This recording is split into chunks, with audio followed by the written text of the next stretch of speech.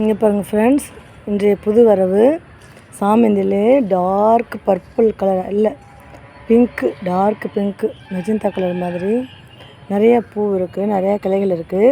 இந்த செடி வந்து இந்த பாக்ஸில் இருக்குதுல்ல, அதனால் வந்து இது 80 ரூபாயாம். அதே மாதிரி இந்த கலர் பாருங்கள், நல்ல கோல்டு கலர் மாதிரி டார்க்காக இருக்குது நல்லா. இப்போ இதில் வந்து இது 80 ரூபா. இது வந்து கவரில் இருக்குது பாருங்கள், அதாவது எல்லோ, இது வந்து 50 ரூபா.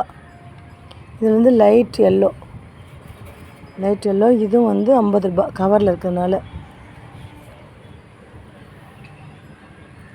அது லைட் கலரு, அதை விட டார்க்கு, அதை விட டார்க்கு, அது மாதிரி இருக்குல்ல 3 எல்லோ கலரு. இப்போ வந்து இந்த பூவெல்லாம் வந்து நல்லா பூத்துருக்குதுல்ல, நாங்கள் இன்னும் இது தொட்டியில் வைக்க போகிறோம்.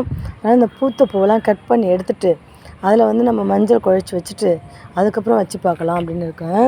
இதுலேயுமே பாருங்களேன், இந்த 3 பூ நல்லா பெருசாக நல்லா பூத்து இருக்குது. இந்த 3 பூவுமே கட் பண்ணி எடுத்துகிட்டு அதில் வந்து மஞ்சள் குழச்சி வச்சுட்டு அதுக்கப்புறம் வச்சு பார்க்கலாம், வருதான்னு பார்க்கலாம். சாமந்தி டக்குன்னு வரவே மாட்டேங்குது. நீங்கள் சாமந்தி வர்றதுக்கு ஏதாவது டிப்ஸ் இருந்தால் சொல்லுங்கள். நாங்கள் வந்து ஜாடியில் தான் வைக்கிறோம், தரையில் வைக்கலை, ஜாடியில் தான் வைக்கிறோம்.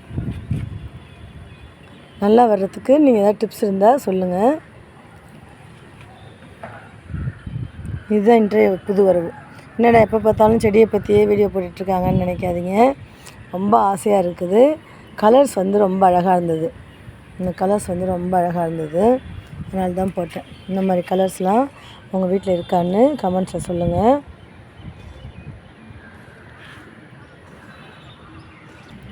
அதோட இங்கே பாருங்கள் ஃப்ரெண்ட்ஸ், ஒரு லைட் எல்லோ ரோஸு.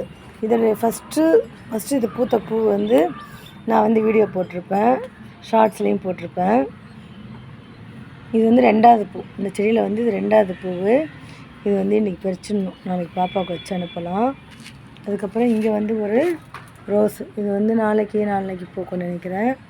அதுக்கப்புறம் இங்கே வந்து ஒரு டார்க் பிங்க் பன்னீர் ரோஸு மொட்டு இருக்குது.